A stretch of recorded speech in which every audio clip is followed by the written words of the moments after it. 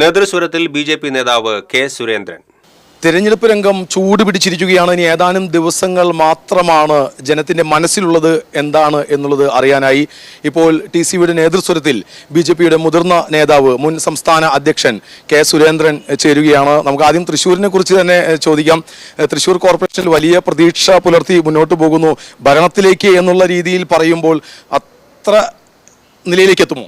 ഭരണം പിടിക്കാൻ തന്നെയാണ് ഇത്തവണ NDA. കാരണം ഇവിടെ കഴിഞ്ഞ ലോക്സഭാ തെരഞ്ഞെടുപ്പിൽ NDAക്ക് ഉണ്ടായിട്ടുള്ള വലിയ മുന്നേറ്റം, സുരേഷ് ഗോപിയുടെ അത്യുജ്വലമായിട്ടുള്ള വിജയം, പ്രധാനമന്ത്രി ശ്രീ നരേന്ദ്രമോദിയിൽ ജനങ്ങൾക്കുള്ള വിശ്വാസം, വികസനം വേണോ NDA വേണം, ഇങ്ങനെ ഒരു കാഴ്ചപ്പാടാണ്. ലോക്സഭയിലെ ആ ഒരു തെരഞ്ഞെടുപ്പ് പാറ്റേൺ അത് ഇതിലേക്ക് വരുമോ? ഈ തദ്ദേശ സ്ഥാപനങ്ങളിലാണ് ഏറ്റവും ശക്തമായിട്ടുള്ള വികസന ആവശ്യം ജനങ്ങൾക്കുള്ളത്.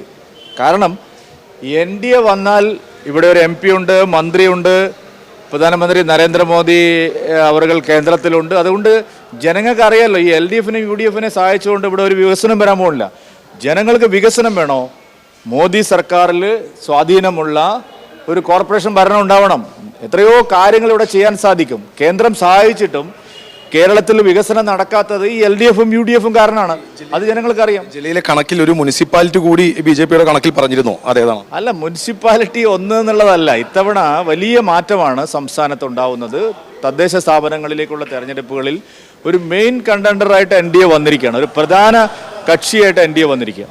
ഈ നിയമസഭാ തെരഞ്ഞെടുപ്പ് മുന്നിൽ കണ്ടുകൊണ്ട് ഇപ്പോൾ ഒരുക്കങ്ങൾ തുടങ്ങിയതായി പറയുമ്പോൾ തൃശ്ശൂരിൽ കെ. സുരേന്ദ്രന്റെ പേര് കേൾക്കുന്നു. അല്ല, അതൊന്നും തീരുമാനിച്ചിട്ടില്ല.